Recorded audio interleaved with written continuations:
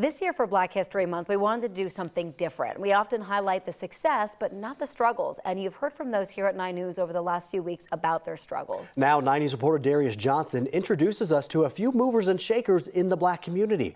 All are Colorado natives who often deal with adversity due to the color of their skin. My name is Simone Ross, and I am a 6th generation Coloradan. Javon Brame, I'm a 4th generation Coloradan. My name is Charles Guilford III, 1st generation Coloradan, 1st generation Denverite. A unique, experience as somebody who's both 1st generation but also multiracial. There's an interesting intersection, and I bring that up because there's a lot of young people like myself who are multiracial. And where do you find space?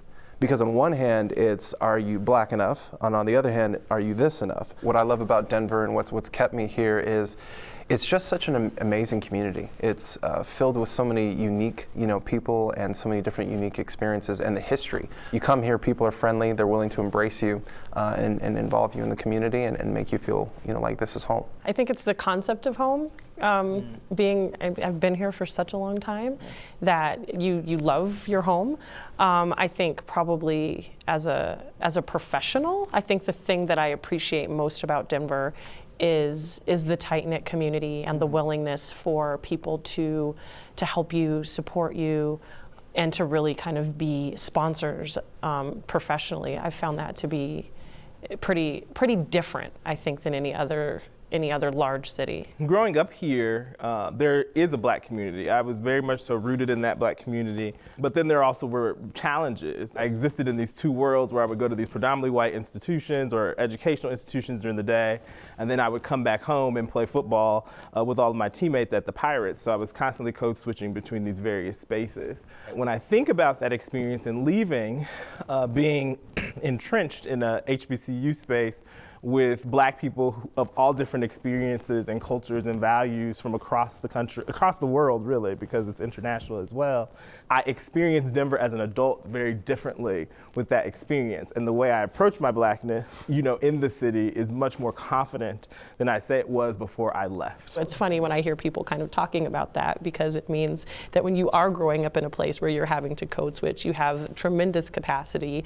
So that's a shameless plug for any employers that might be watching. We always talk about going to a PWI versus going to a HBCU. All of you all were raised here and had different backgrounds. You left and went to school to an HBCU. You all went right up the street to go to CSU and CU to go to CU, my bad.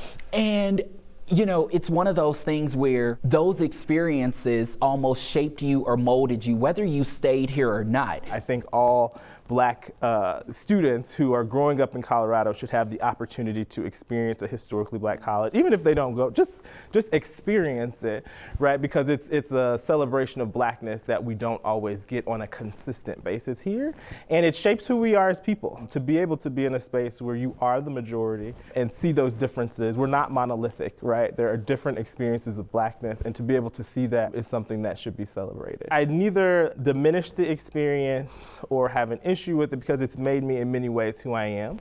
It's the power of intersectionality, right? You've got privilege in so many areas, but yet and still, by the nature of the color of your skin, your gender, maybe your level of ability, you still have this long list of areas where you're oppressed.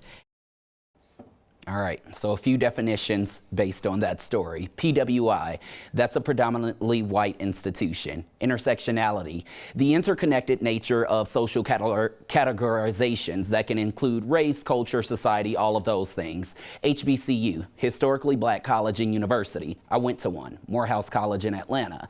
That's where Dr. Martin Luther King Jr., Spike Lee, Samuel L. Jackson, and others attended. I'm also a member of the first, oldest, and coldest intercollegiate African-American fraternity, Alpha Phi Alpha Fraternity Incorporated.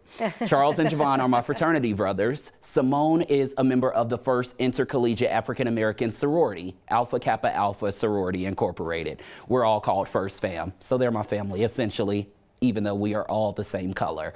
Those experiences, whether it was from Alpha to Morehouse being at an HBCU, they all molded me and shaped me into who I am and what I am today.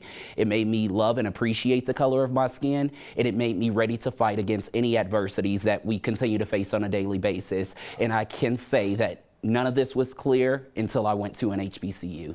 And that's why he was kind of like advocating to see what it's like at an HBCU versus a PWI. Exactly, because you have these people who grew up in a city where African Americans, we're less than 5% here in the state of Colorado, here within the city of Denver as well. So when you look at that, you think about how that shapes you and molds you and how that impacts your experience if you aren't seeing people who look like you on a daily basis and you aren't able to bring your different backgrounds and talk about those things. You go to an HBCU, I have my best friend, my college roommate is from Detroit. He lives in New York. My other friends are in LA. You have people from so many different backgrounds. They're all black.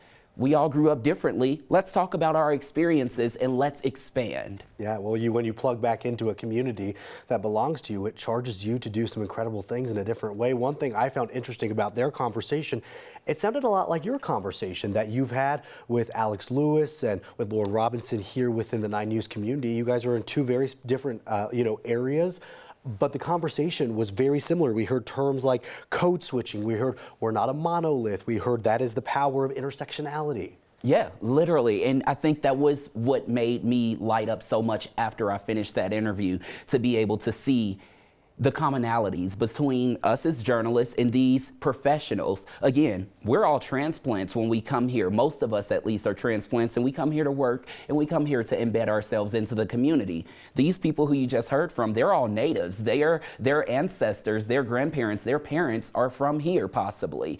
And they've been entrenched within this city, within this environment. So whether they left or whether they stayed, they've all been able to take something away from it. And I think that brings me to my final point. There's more coming from these three. I want to be able to get more into their backgrounds, tell you who they are, because they're all rooted into Black excellence by way of their ancestors. But regardless of the struggles or the adversities that they faced, they're still here. They're raising children, and they're still trying to give back to their community. Well, Darius, thank you for bringing these conversations to us. We have learned so much from them. I appreciate it. I think that's the one thing we all just want to learn, and we all want to bring each other into each other's worlds. Absolutely. Yeah. Thank you.